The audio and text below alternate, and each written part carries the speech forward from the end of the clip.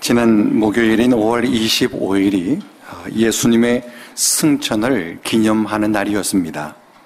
예수님께서 부활하시고 40일간 이 땅에 계셨는데 지난 목요일이 부활주일로부터 40일이 되는 날이었습니다.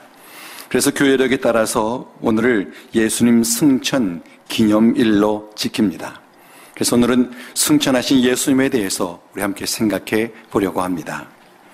예수님께서는 부활하신 이후에 바로 승천하지 않으시고 40일 동안 제자들을 만나셨습니다.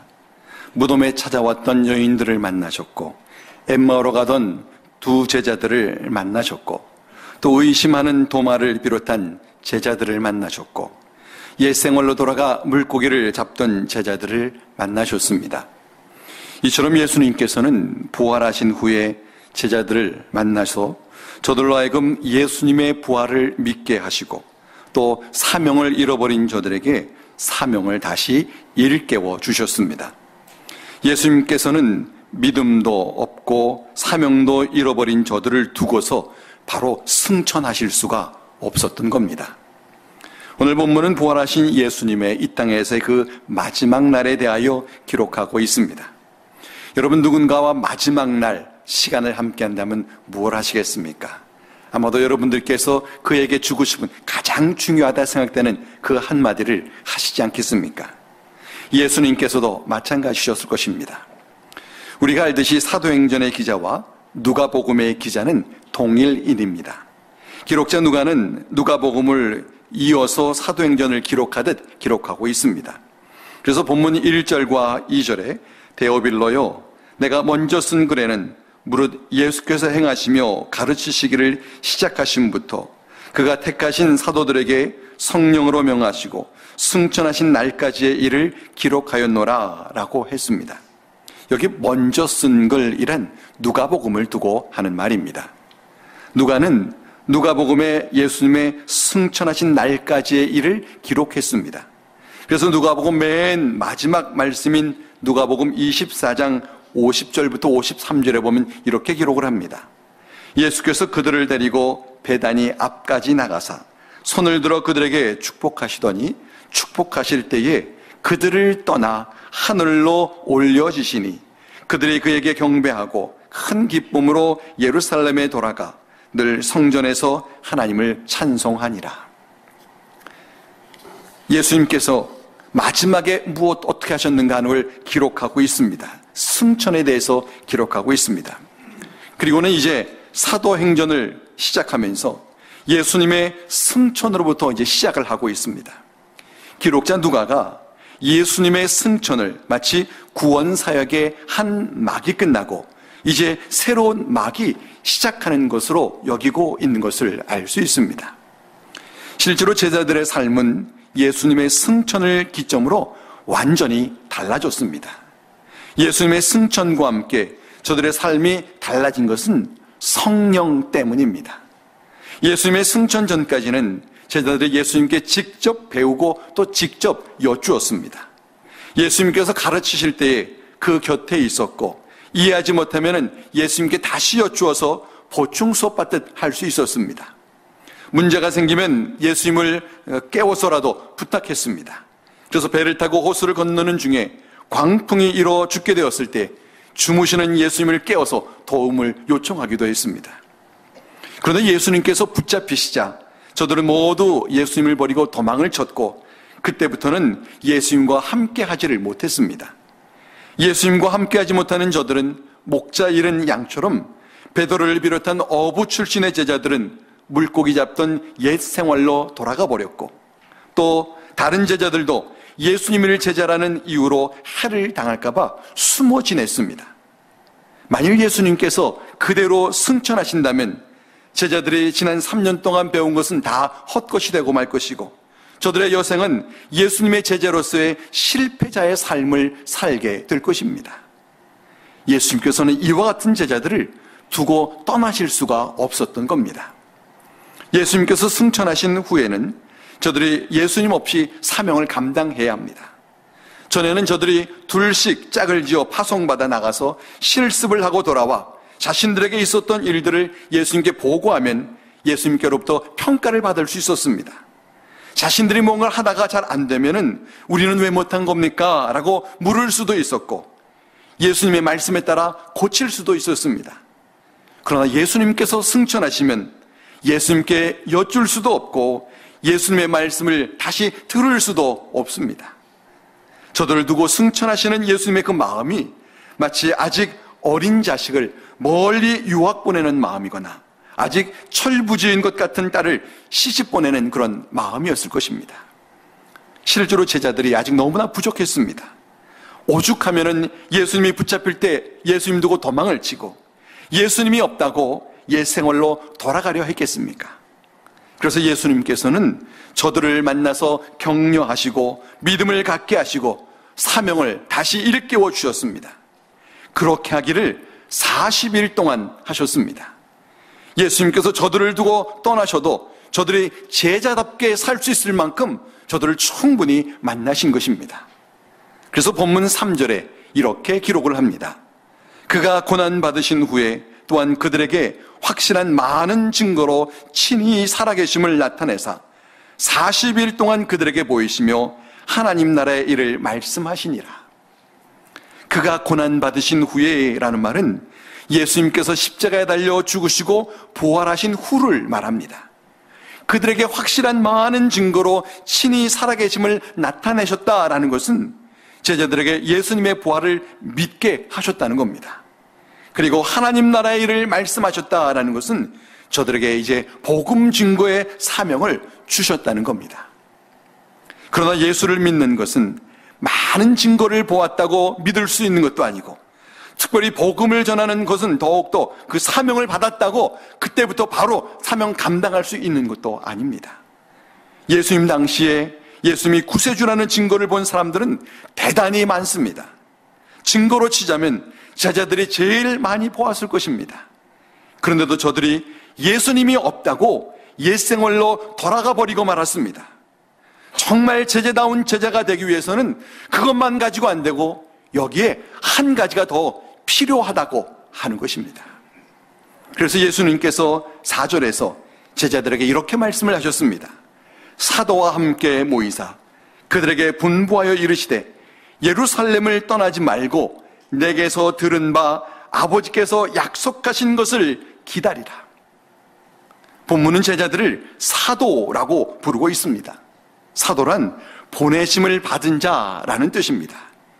예수님께서 저들을 사도가 되게 하시기 위해서 어떻게 해야 하는가 하는 것을 이제 말씀하고자 하시는 것입니다. 예수님께서는 저들에게 예루살렘을 떠나지 말라고 하셨습니다. 그것은 저들이 이제 감당해야 할 사명이 예루살렘에서부터 이제 시작되어야 하기 때문입니다. 그래서 누가복음 24장 47절에 보면은 또 그의 이름으로 죄사함을 받게 하는 회개가 예루살렘에서 시작하여 모든 족속에게 전파될 것이 기록되었으니 라고 예수님이 말씀을 하셨습니다.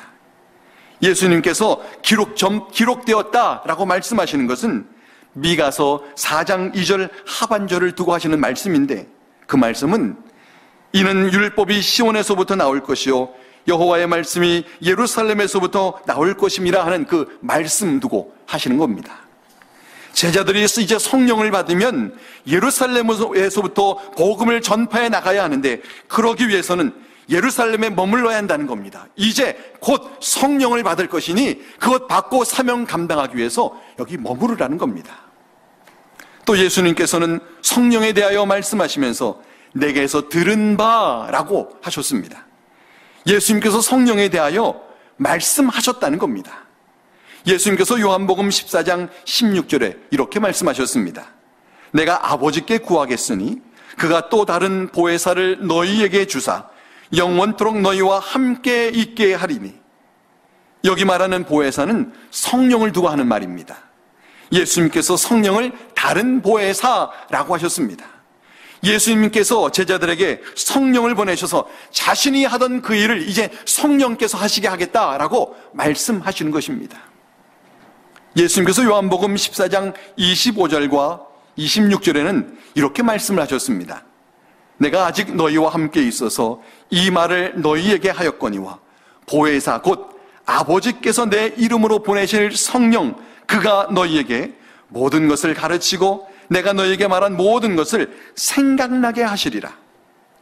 지금은 예수님께서 제자들과 함께 계셔서 저들을 가르쳐 주실 수 있지만 후에는 예수님께서 저들을 떠나실 것이고 하나님께서 보내신 성령께서 저들을 가르치시고 예수님의 말씀이 생각나게 하신다라는 것입니다. 예수님께서 요한복음 16장 7절에는 또 이렇게 말씀을 하셨습니다. 그러나 내가 너희에게 실상을 말하노니 내가 떠나가는 것이 너희에게 유익이라. 내가 떠나가지 아니하면 보혜사가 너희에게로 오시지 아니할 것이요 가면 내가 그를 너희에게 보내리니. 예수님께서 제자들을 떠나가시는 것이 제자들에게 유익이라고 하셨습니다. 예수님께서 떠나지 아니하시면은 성령께서 저들에게 오시지 않을 것이고 성령이 오시지 않으면 저들이 지금처럼 어리고 연약한 모습을 버리지를 못할 것이라는 겁니다. 이처럼 예수님께서는 제자들과 함께 계시는 동안에 성령에 대하여 여러 차례 말씀을 하셨습니다. 예수님께서 때가 되면 제자들을 떠나실 것이고 예수님을 대신하시는 성령이 오셔서 저들을 가르치고 예수님의 말씀을 기억나게 하셔서 저들로 하여금 예수님의 성숙한 제자답게 살게 하신다는 겁니다. 그러니 저들이 제자답게 살기 위해서는 이제 예수님은 승천하시고 저들에게 성령이 오셔야 한다는 겁니다. 그런데 예수님께서는 그 성령을 아버지께서 약속하신 것이라고 했습니다. 하나님께서 성령을 약속하셨다는 것이 구약의 요엘 2장 28절과 29절에 이렇게 예언되어 있습니다. 그 후에 내가 내 영을 만민에게 부어주리니 너희 자녀들이 장래일을 말할 것이며 너희 늙은이는 꿈을 꾸며 너희 젊은이는 이상을 볼 것이며 그때 내가 또 내 영을 남종과 여종에게 부어줄 것이며 라고 했습니다. 메시아 되시는 예수님께서 오신 후에 그리고 그 모든 사역을 마치신 후에 이제 예수 하나님께서 그 영 성령을 보내 부어주신다라고 약속하신 것입니다. 예수님께서 본문 5절에 이렇게 말씀을 하셨습니다. 요한은 물로 세례를 베풀었으나 너희는 몇 날이 못되어 성령으로 세례를 받으리라 하셨느니라. 요한의 물 세례는 회개에 대한 세례입니다.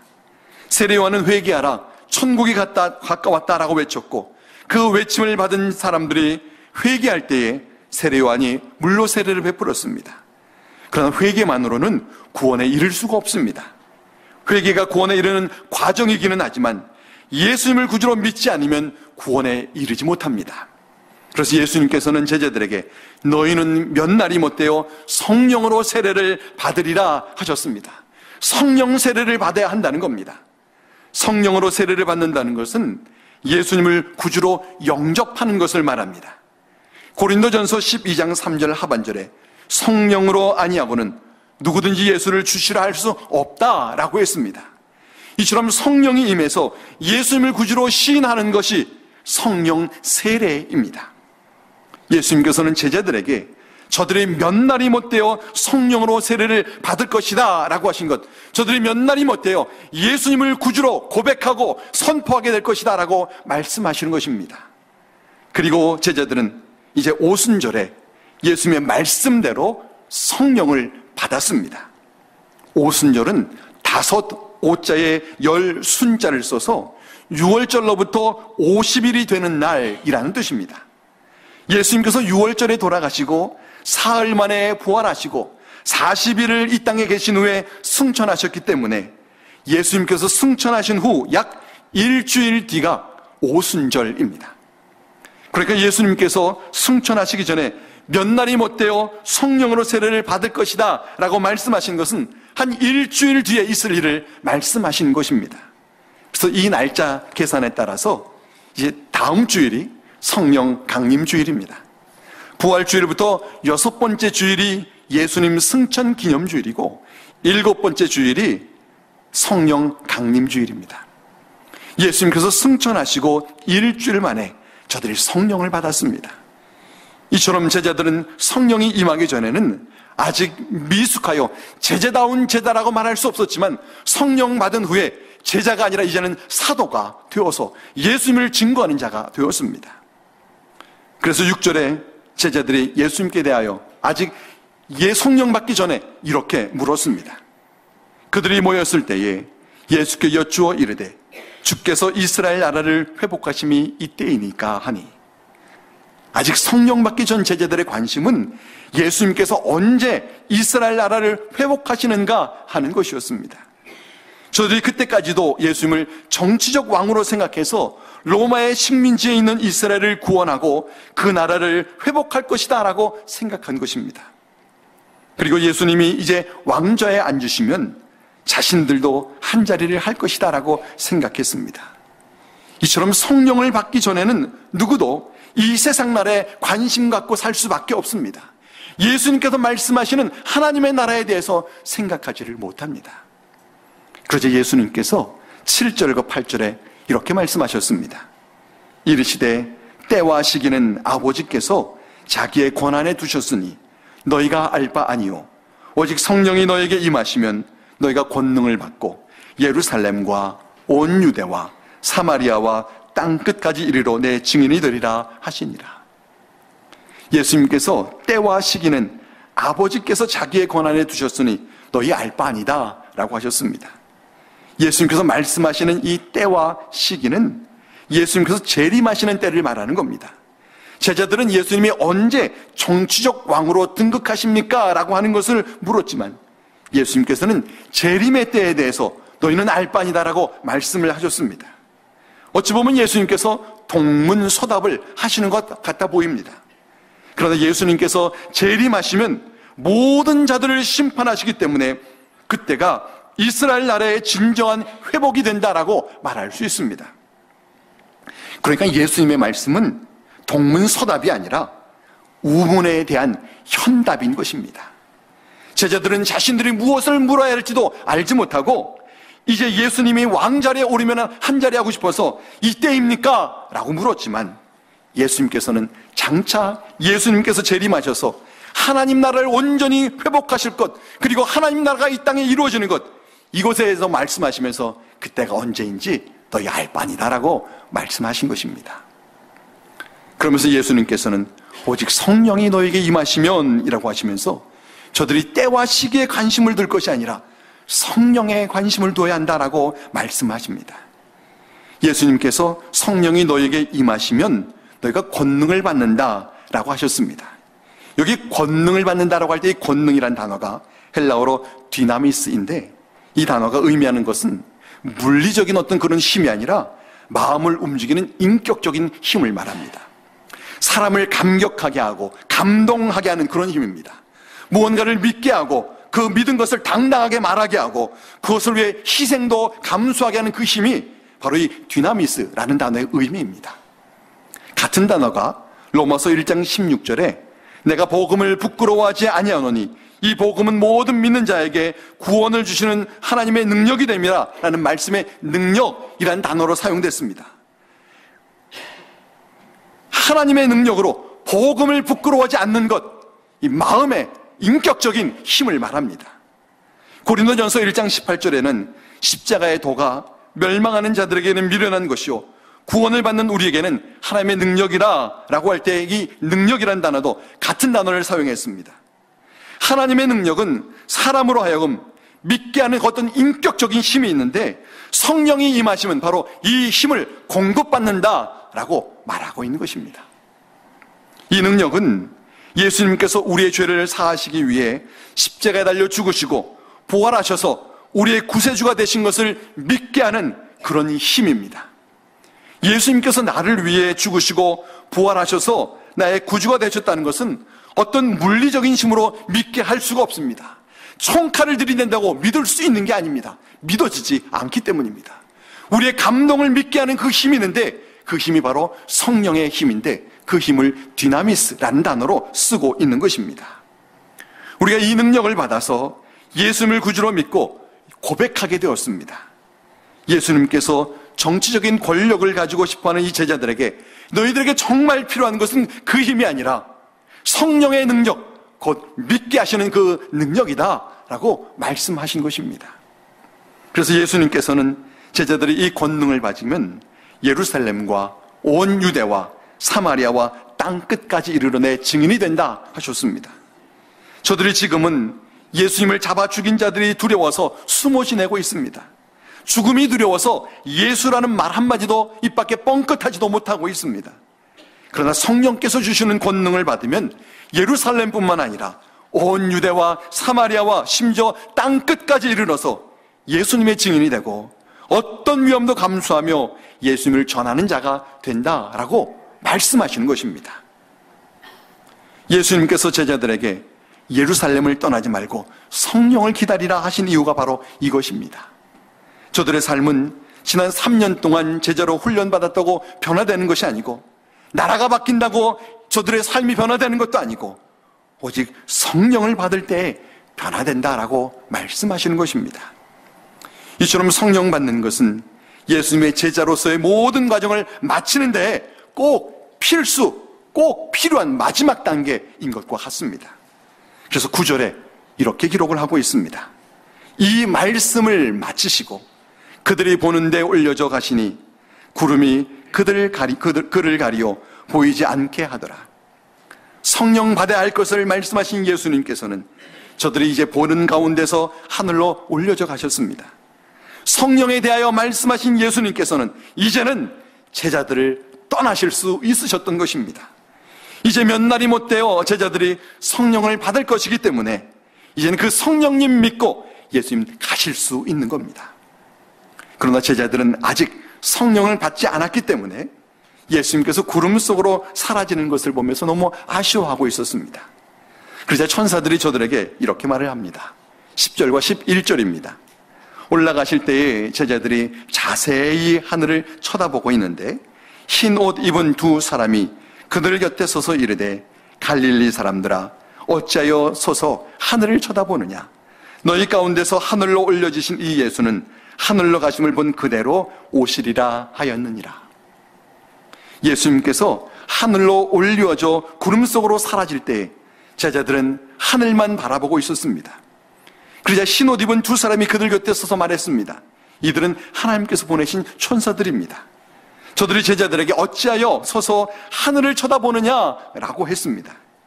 저들이 마치 엄마 잃은 아이가 엄마가 사라진 대문만 쳐다보며 울고 있듯이 저들이 예수님께서 사라진 하늘만 바라보고 아쉬워하고 있었던 것입니다. 이것은 제자들이 아직도 예수님께서 어디로 가셨는지를 알지를 못한다라는 뜻입니다. 지난주에 보았던 시편 19편 1절 말씀에 하늘이 하나님의 영광을 선포하고 궁창이 그의 손으로 하신 일을 나타낸도다 라는 말씀이 있었습니다.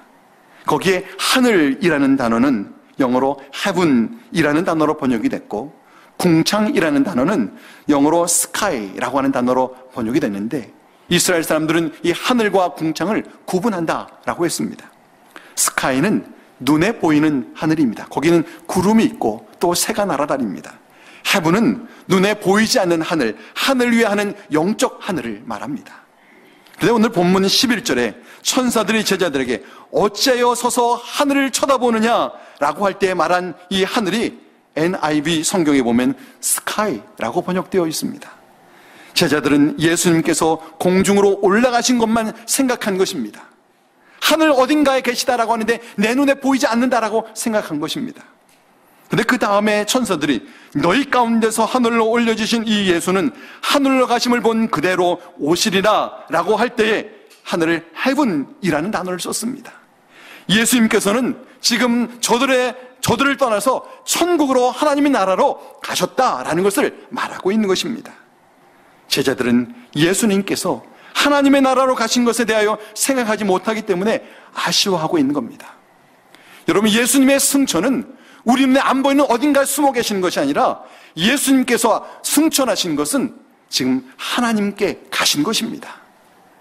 천사들은 제자들에게 예수는 하늘로 가심을 본 그대로 오시리라 하였습니다. 예수님의 사역은 승천으로 끝난 것이 아니라는 겁니다. 예수님께서는 다시 오실 것이고 또 지금도 우리를 위해 일하고 계십니다. 우리가 오늘 아침에도 사도신경을 통해서 성자 예수님에 대해 고백하기를 하늘에 오르사 전능하신 하나님 우편에 앉아 계시다가 저리로서 산자와 죽은 자를 심판하러 오시리라 라고 고백을 했습니다. 하늘에 오르신 예수님이 전능하신 하나님 우편에 앉아 계신다 라고 했는데, 그럼 하나님 우편에 앉으셔서 무엇을 하고 계실까요? 로마서 8장 34절에 보면은 누가 정죄하리요? 죽으실 뿐 아니라 다시 살아나신 이는 그리스도 예수시니 그는 하나님 우편에 계신 자요 우리를 위하여 간구하시는 자신이라 라고 했습니다. 예수님이 하나님 우편에 계시는데 무엇하고 계시냐면 우리를 위해 간구하고 계십니다. 이 땅에 계실 때는 제자들에게 하나하나 가르치시면서 저들을 양육하셨지만 이제는 저들을 위해 기도하십니다. 저들을 가리키고 양육하고 하는 것은 성령님께 맡기신 것입니다. 예수님 혼자 하시던 일을 이제는 성령과 함께 그 일을 하고 계신 것입니다. 그러니까 승천하신 예수님은 제자들을 떠나신 것이 아니라 성령으로 저들과 함께 하신 것입니다. 육신의 몸으로 오신 예수님은 제자들 모두와 언제나 함께 하실 수는 없지만 승천하심으로 말미암아 이제는 성령을 통해 저들 한 사람 한 사람과 함께 하시며 저들 모두를 위해 간구하신다라는 겁니다. 그래서 마태복음에 보면은 이 맨 마지막에 예수님께서 저들에게 말씀하실 때에 볼지어다 내가 세상 끝날까지 너희와 항상 함께 있으리라 하셨습니다. 떠나시는 예수님이 이같이 말씀하셨습니다. 승천하신 예수님이 항상 함께 있으리라 말씀하셨다는 것은 저들과 함께 하실 성령님 계신 것이 마치 예수님께서 저들과 함께 하신 것과 같다라고 말씀하신 것입니다. 이처럼 예수님께서 우리가 성령님의 다스림을 받는 이 성숙한 삶을 살게 하시기 위해서 승천하셨습니다. 예수님께서 승천하셔서 우리가 먼 데 계신 것이 아니라 성령을 통해 시공간을 초월하여 우리와 함께 하시는 것입니다. 그러니 예수님의 승천 또한 감사한 일이 아닐 수 없습니다. 그러므로 우리는 다시 오실 예수님을 기다릴 뿐만 아니라 성령 충만함을 살아서 우리 안에 계시는 성령님이 내 안에 예수님과 함께 하시는 것과 같은 우리의 아름다운 삶을 인도하신다라는 것을 생각하며 성령 충만한 삶을 살 것을 사모해야 합니다. 승천하신 예수님께서 다시 오실 때까지 성령님 모시고 성령 충만한 삶을 사는 우리 모두가 되기를 주의 이름으로 간절히 축원합니다. 기도하겠습니다.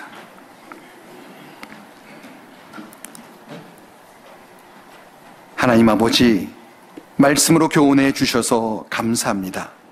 우리가 예수님의 대속하심과 부활하심을 믿을 뿐만 아니라 예수님의 승천도 감사함으로 믿습니다. 승천하신 예수님께서 우리를 위해 성령을 보내셨고 우리를 위해 하나님께 간구하시면서 우리를 언제나 인도하시는 줄을 분명히 믿습니다.